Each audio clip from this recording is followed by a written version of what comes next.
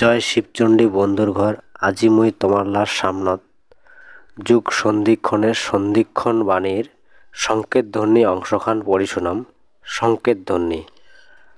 আজি মুই এই সন্ধিক্ষণ কালত তোমারগুলার আগত যেই কথা কবার নাগাইচং সেই কথাগুলো মন দিয়া শুনিয়া হৃদয়ত গাঁথিয়া মস্তিষ্কত স্মরণ করিবেন আর বাস্তবত রূপায়ণ করিবেন।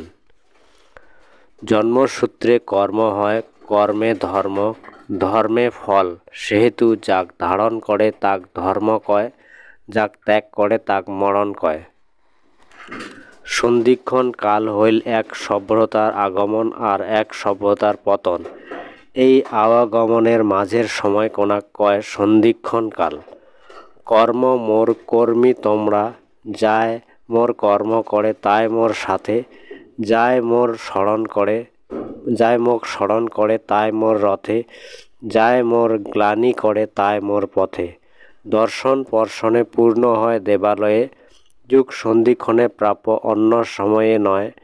আদেশ মতো কাম করিবেন, না হইবেন ভিন্নমতি, স্বপ্ন তোমার পূর্ণ হইবে, সঙ্গে আছে বিশ্বরতি।